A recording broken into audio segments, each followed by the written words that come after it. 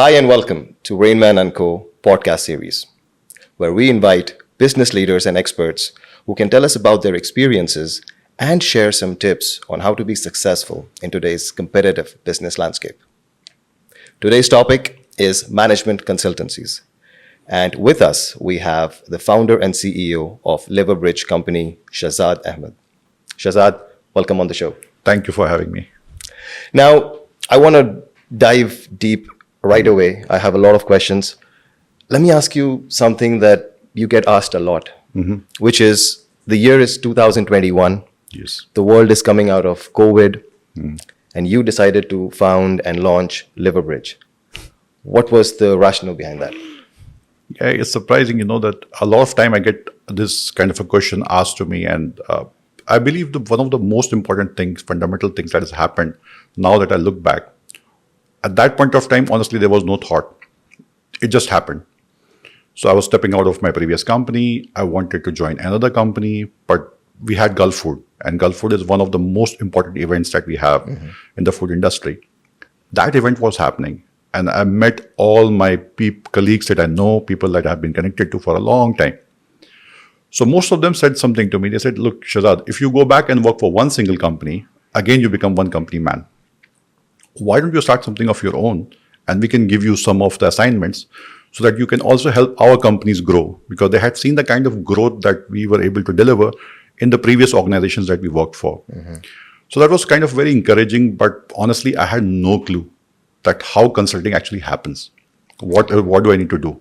So it was a bit surprising, but we said, okay, let's give it a shot. Let's try it out. So started with one company, started to work with them, learned the ropes as we went along, tried another company, and 3 years just disappeared. Wow. Now we are here today. Brilliant, yeah. And it's very courageous, I think, for you to say that you thought you will find it along the way. Most people like to prepare and then launch it. So I think it was a very brave move, which has worked out clearly. Thank you. And I think, just for context, I'd love to know your background, because I know you've been in senior leadership positions in the food industry here. But can you tell us a little more about that? So one of the things that happened to me was, I would say that again is one of the biggest blessing of God that I have, alhamdulillah, that when I started working, my first job was basically as a sales coordinator. Okay. So, and there's a very interesting story behind it, how I actually got that job. But we have all the time. So I got I started working as a sales coordinator, and slowly and gradually, I started to climb up the ladder. I kept growing, and I was very blessed to have some of the most well-known industry veterans of those times working together to build a company. And I could learn working with them at close quarters. So it was a lot of mentoring that I got from them, a lot of opportunities to work on new stuff. Right. That really helped me grow as I went along. And when I reached a position where actually people started calling me that you are now in senior leadership position, I don't know whether there's a senior leadership position or a junior leadership position. You are a leader.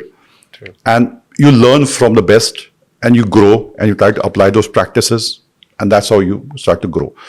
So I was blessed and fortunate to work with some of the best.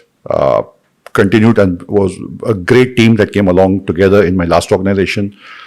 Great team that we are building now in the Libridge company. Great team that worked in the first organization. So it was all about the right team, right people, working with them, learning with them, growing together. It was all about being together, and that way I'm very fortunate to have worked with the best people in the industry. Great to know.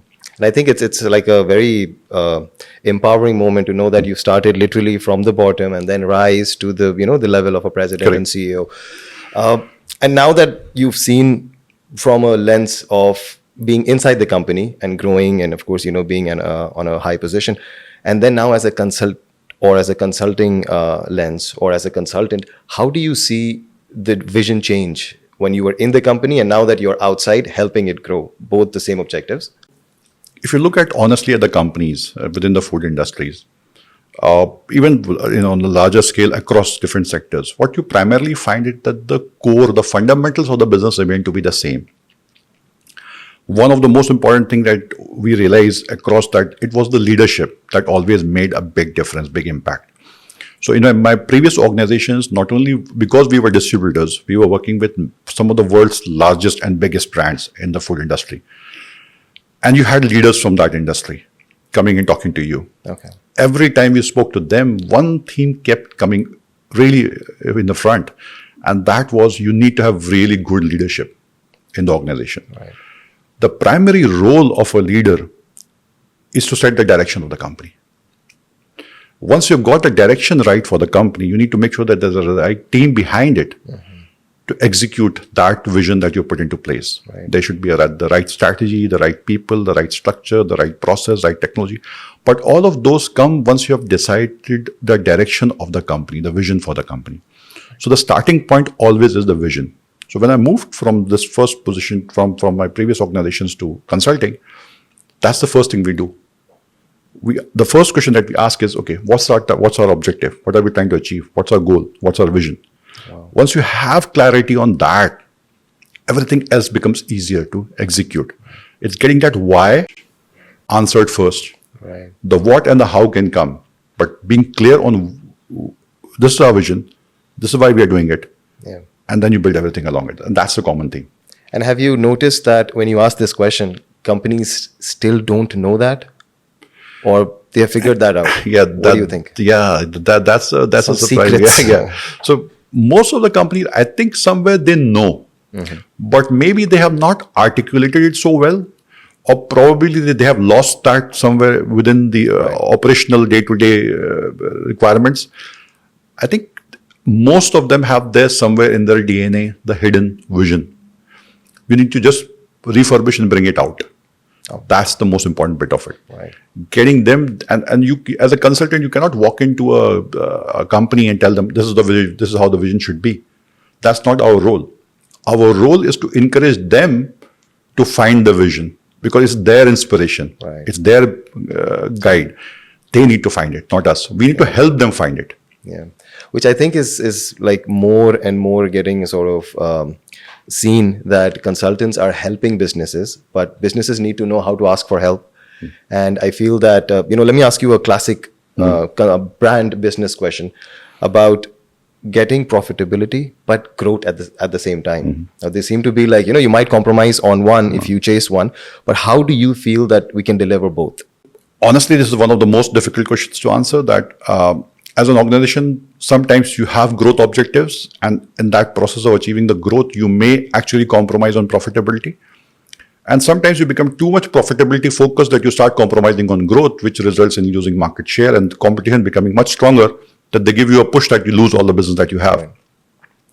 So striking the right balance between the two is the most important thing. And again, to achieve that, you need to stick to the fundamentals. So when we say the fundamentals, what the economics of the business has to be understood. Let's say you are a trading business.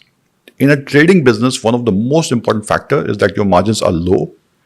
You have to really manage your cost extremely efficiently and effectively to keep it extremely low. And you need to turn the inventory very fast. You need to move. It's how many times you turn the inventory and the cash. And that is the important bit of it. Now, what happens typically in a situation like that is, while the inventory needs to be turned, sometimes people lose track of it. So they compromise on the fundamental. Similarly, if you are in a manufacturing environment, probably the asset that you have built, the capex that you've already invested, you need to make sure that you're using the asset properly. It's the production capacity usage that you have. And that's the most important fundamental if you are in a brand business, you seriously need to understand how to market your brand. You need to understand the fundamentals of marketing. You need to understand your consumer. You need to understand how it is to be positioned. So if you get the fundamentals of the business right, depending on the nature of the business that you are in, you get the economics of it right, striking the right balance becomes easier between growth and profitability. But if you mess up with the fundamentals, that's when actually things go off track. That's when things go wrong. And you mentioned that you've been predominantly in the food business, in the food industry here. And so let's say, take out the four major stakeholders or players, right? So you have the brands, you have the distributors, you've got manufacturers and retailers. Now, I know it might be a long question, but let me ask you, like, if you break down all four of them, and I'm sure you've worked with all four of them in the capacity of a consultant, how do you think they should be winning in this region? So when you look at the whole ecosystem, I think it's a very diversified ecosystem that you have. Although we say that this is a food industry, You'll be surprised with the kind of diversity that we deal with. People working in perishables have a very different approach to versus somebody who's dealing in long shelf life products. People working in confectionery category may be very different from the staple category companies. The dynamics are different. Now, the point is that if you look at the whole ecosystem and you say, look, there are manufacturers, there are brand owners, there are distributors, wholesalers, and there are retailers. Each one of them is competing within their space. And they need to understand the economics of that space that they're playing in. Right. So, as I said, that if you are somebody who's a manufacturer, you need to understand that what are the key pillars that you're building the manufacturing business on. Is it on really cutting edge technology that you're bringing in? Is it the cost of production that you can control? Is it the quality of product that you bring to the market?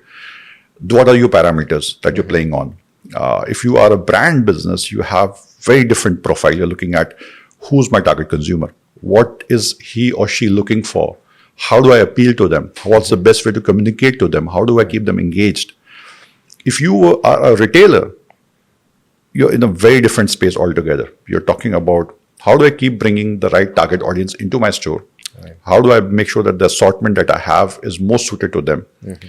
Sometimes you may price it very competitively just to turn the inventory. Sometimes you may actually price it high because you have a very special inventory. Sometimes you may have a lot of private label playing in your way. Sometimes you bring branded products into it. If you are a distributor, you have wide variety of distributors. Distributors who are very focused on one particular channel, let's say food service or HoReCa. Distributors who do retail exceptionally well.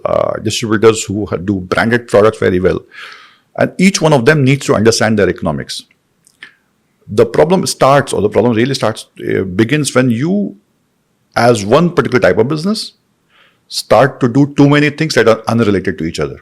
Right. So you really haven't built the expertise into the business. So if you are an extremely good staples, volume-driven, low-margin, volume kind of an approach business, and you walk into another business which is a very high-end premium products category, right, you don't have the capability to manage both of them with the same team. So either you build two separate companies with two separate capabilities, right, or you focus on the one capability that you have and start. That's where people start going wrong. That's interesting. And I think, yes, because they would like to enter different markets, they'd like to get market share, but without having that sort of knowledge.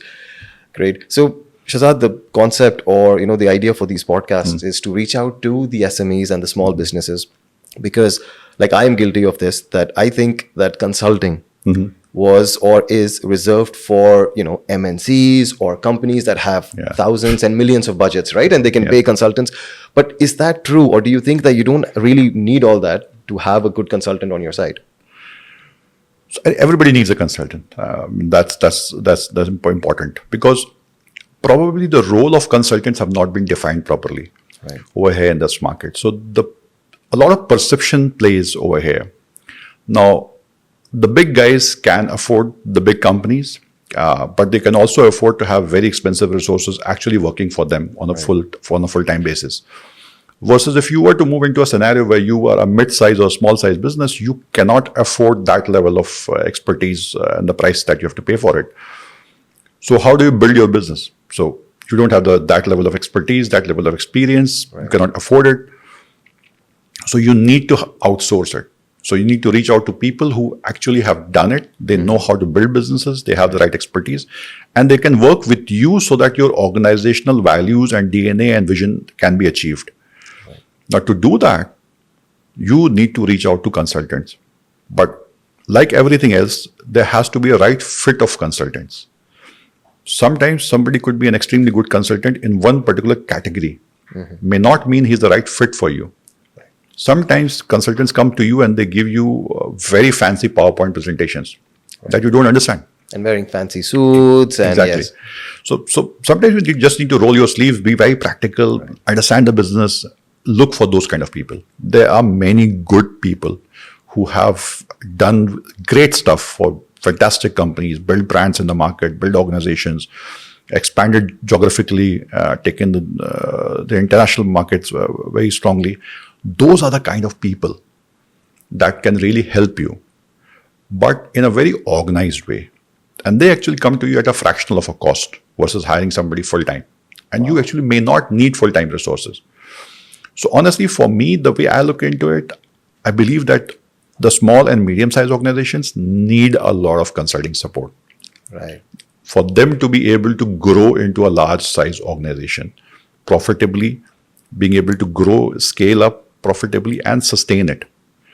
That's when you need to depend on consultants, and they are available. The consultants are there in every field. You've got financial consultants, digital transformation consultants, all of that. Right. As I said, the most important thing, find the right fit.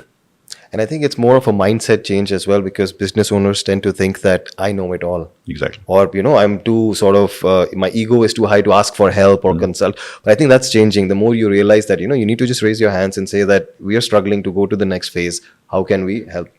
So can you tell us a little about the work that you're doing for your clients here? So I'd just like to go back on what you said. I think in majority of the cases, the founders and the CEOs do not have an ego. On the contrary, they need help. But they get so overwhelmed with running the day-to-day operations that at some point of time, they actually themselves do not realize that they need help. Right. And that's when we need to reach out to them and explain to them the benefit of it. Work with them very closely to make them understand how we bring the real value to the whole organization. And we work with some of the smartest CEOs, some very young guys who are brilliant in strategy, know how things have to be done, very modern approach. But they may need a bit of an experience to help them out. They need somebody as an elderly guide, sometimes even just for the sake of asking them the right questions. Right. They know the answers. They just haven't thought through it. Right. So it's us doing that hand-holding and bringing them up to the level where they become the real execution strategy-focused people. That's our primary role. So brilliant CEOs, great people, and almost all the people that we have worked with, at the moment, we probably have worked with 20 clients plus. Wow. And in our 3 years journey. And what we found was that most of them are actually extremely intelligent people. They are brilliant. What they may lack in terms of experience is something that we need to add as an ingredient. As a complement, yes. Yeah, exactly. So the moment you bring all of that together, the business starts to perform. Wow. And sometimes they just need somebody to bounce their ideas with. Because when you are a leader, a lot of time people are just looking up to you to take all the decisions. Yes. And say, I'll execute it. But you're asking for somebody to execute an idea which you yourself as a CEO are not sure that is this the right idea. Yeah. So whom do you go to? Exactly. So a lot of time these consultants, I don't know whether you should call them consultants or coaches or mentors or Right. teachers, whatever. Probably they are the right people to go to. They're the best people to ask for the advice. And I think now that you've touched on young CEOs and young sort of company owners, so you've seen across the board globally, there's a transition period going on, right? Like the businesses or family businesses that have been opened by their grandfathers and fathers are now coming over to their kids, to their sons and daughters. Now there's a big mindset change there.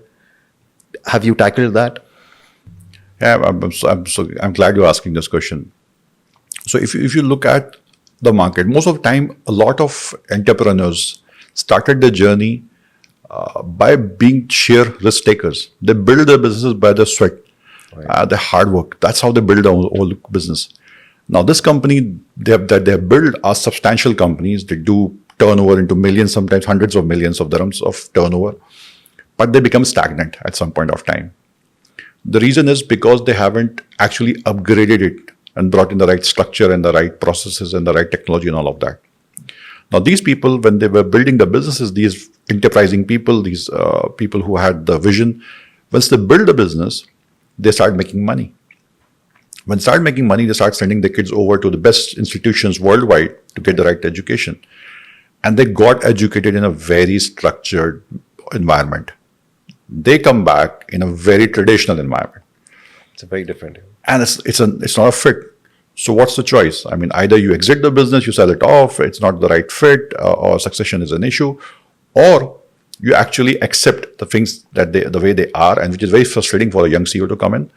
And if in case he starts to make too many changes but lacks the experience to do it properly, he may actually destroy all the value created by the earlier generations. True. So that requires a bit of a bridging.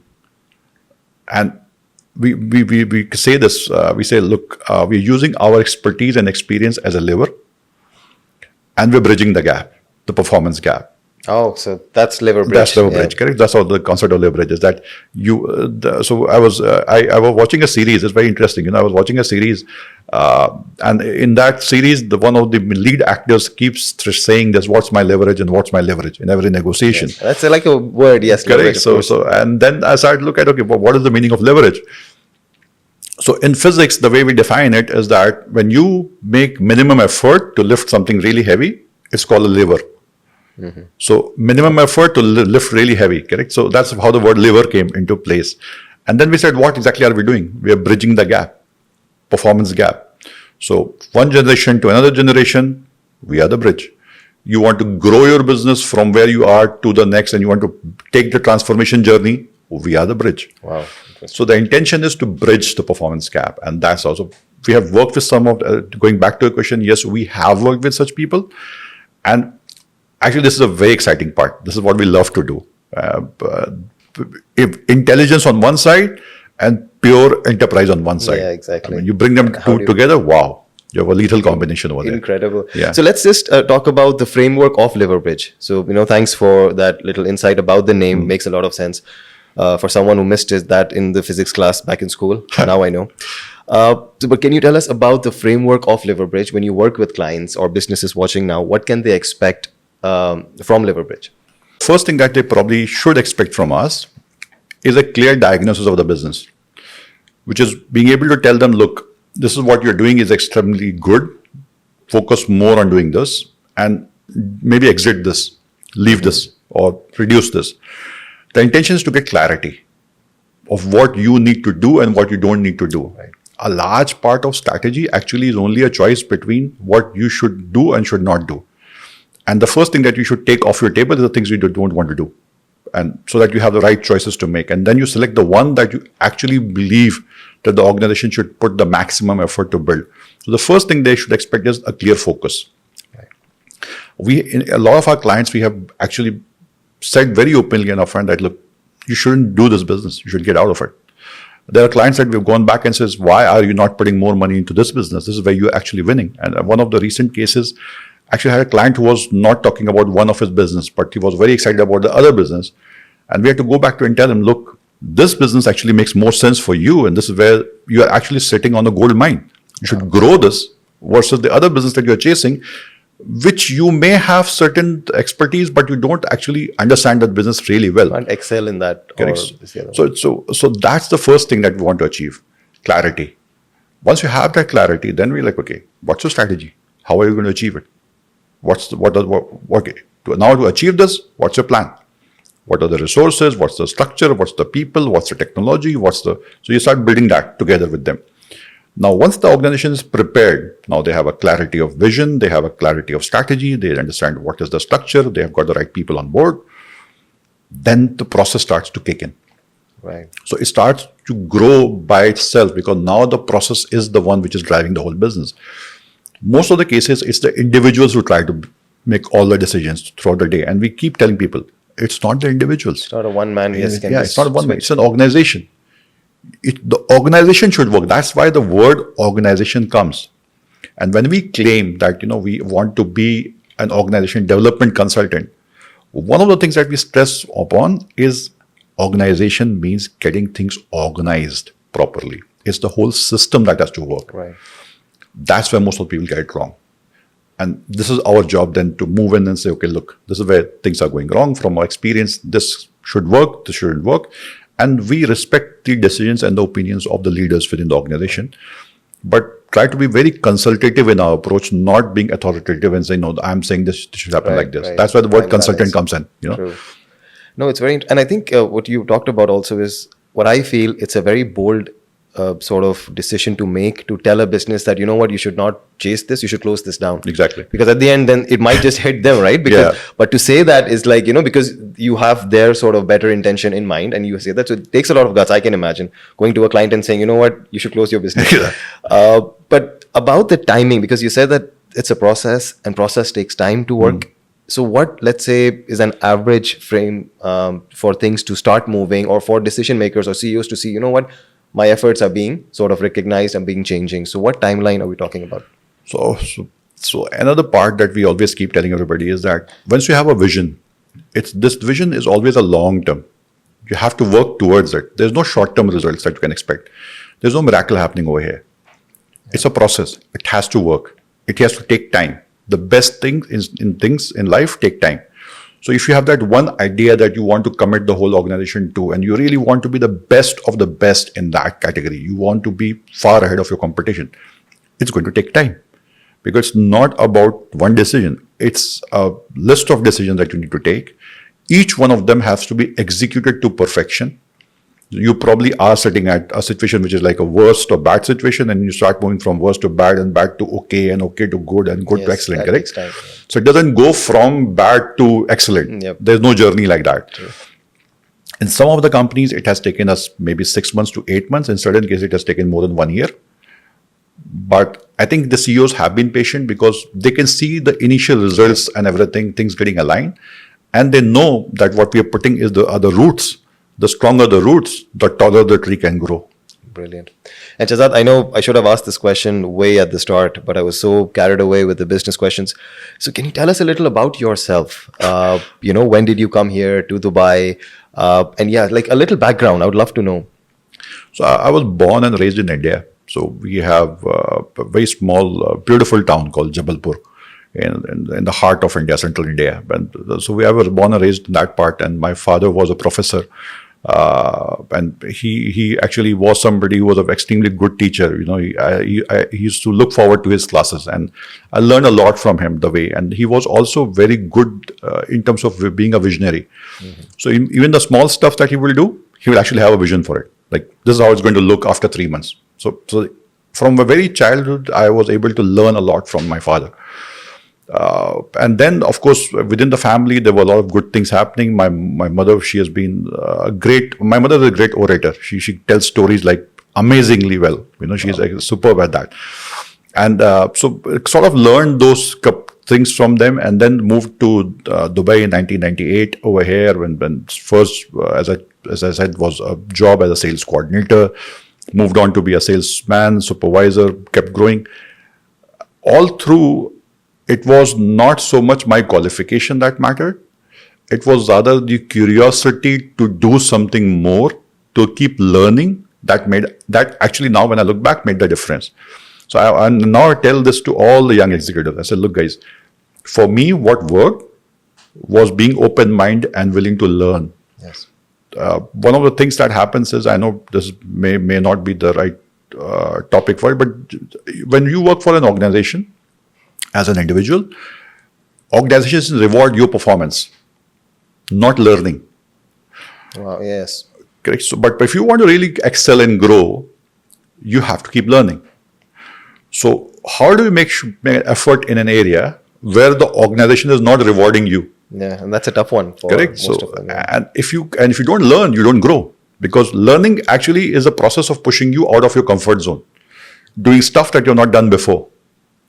And the organization is rewarding you for doing the same thing that you have been doing over and over again. Yes, so there's no learning there, really. So that's when people get stagnant in their career. Right. So I keep telling people, look, learn, keep learning. And to me, probably it happened unconsciously because I had the right people around me, the right leadership around me. But I think learning has to be there, ingrained. And a lot of that also is applicable to the organizations. Organizations also have to keep learning. They have to keep evolving. They have to beat. The only way you can be far ahead of everybody else is by doing things that they are not doing. And by that, I don't mean deviating from the core. I mean doing things better than them by actually learning things from the other industry and applying it to your industry. Wow. And if, for businesses that are listening to us and watching us, I know we are running out of time, but I'd love to, ask a question which can benefit them. So you've moved in like in the 90s or late 90s. So you've seen the major crises. Like you've seen the dot-coms, you've seen the global financial crisis, then you've seen COVID, of course. How do you think, or what were the winning sort of characteristics of businesses that have kind of survived through all of these? So most of the businesses that survived stick to the fundamentals. Financial prudence is one of the most important fundamentals. You need to know how much you are leveraged, how much you can go ahead in terms of the money that you're spending. Clarity, as I said in the first place, the clarity of goals is very important. What are you trying to achieve? Do not spread yourself too thin. Focus, yes, diversify your sources of income, look for new opportunities, but remain focused on the core that you have. Keep building your core. If your core is strong, so if you are financially strong, if you have the good management team, if you have built the right product portfolio, if you have invested in the right technology, in the right processes, systems work. So you're able to sustain yourself when markets go up. Markets keep going up and down. It's very common. It's nothing new. Okay? So look at 100 years of history or 200 years of history. That's how markets behave. But you stick to the fundamentals, you'll make it through it. You go outside the fundamentals, that's when you get swayed away. I think that's what happens when businesses panic and they feel like they need to do over-engineer or they need to work out something that really is not required. Great. How do businesses or people get in touch with you, Shazad Ahmed? So before we get to that part, let me ask you a question. You started RainMan&Co. Okay. And that was a bold move that you have done over there. And I know that you have a brilliant experience. You have a huge experience that you have for the last couple of years working in the event management, and you have become extremely good at organizing events, and finance is an area that you've built an expertise. What is your vision for RainMan&Co? Okay, so my vision, Shazad, has been, again, to pick from what you said, is to help businesses, but not from a business perspective. I've been fortunate enough to work with government entities and regulators and sort of carry out their strategic objectives. Mm-hmm. And I feel events is a very powerful medium. Putting the right person on stage, saying the right thing on stage can make major movements, right? Mm-hmm. So taking that cue of the pen is mightier than the sword. This is when I feel like, you can actually make a lot of difference by putting the right people on stage and making sure that the right people are there to listen, right?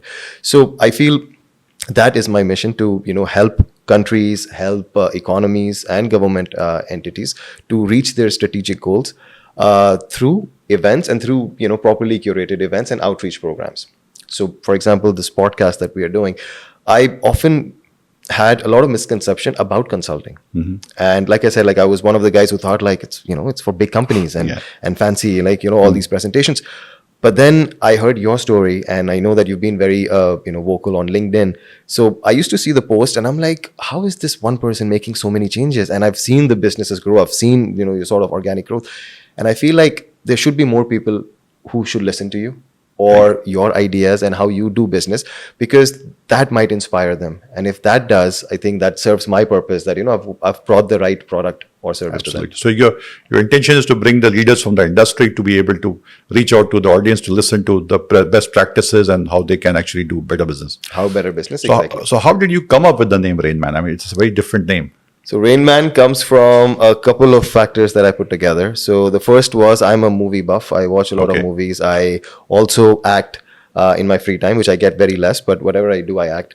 So RainMan came from that very inspiring movie in the 80s, the Tom Cruise movie. So that name was very sort of that, appealed to me. And in that movie, the character of Dustin Hoffman, who is the Rain Man, although he's autistic and savant, but he's very extra gifted in certain traits. Wow. So he's got photogenic memory or so stuff like that. And I felt like, why does it have to be a negative spin? Why can't it be like, I'm really good in curating the best of the best events. So let's take that name. The second name was, again, we live in a desert. I was born and raised here. So I feel like, rain is a major sign of prosperity and, fertility. Absolutely. And sight. So I feel like, yes, let's be that rain man in the region here. And a little one which people don't really know is that because my name is Zile Rahman, it just kind of phonetically Raymond kind of goes. So I've heard a lot of name being butchered that way. So I feel like Rainman can also be my last name. Yeah. Those were the sort of reasons. No, absolutely, I'm loving the stuff that you're doing, and I wish you all the best for your continued success. And these are the kind of initiatives, and I seriously encourage a lot of young people who are super talented, gifted like you, that give it a shot. Exactly. Don't hold back. Okay. Yep. No, that's very inspiring. You never know what will work for you. I mean, if you don't try it, you'll never succeed. Correct. So best thing is give it a shot, try it out, and be patient with it. Give it time. Nothing happens overnight. Just give it time. Keep focus. I love the way you're focused on what you are trying to achieve. I love the way that you're approaching the whole subject. And happy to be here with you and learning so much from you. And it has been really great. Thanks a lot. Thank you so much. Pleasure. I hope there were a lot of takeaways on this episode. I know personally for me there were. And I think if we can take away a few things from this is that we need to be bold, take that step, figure it out.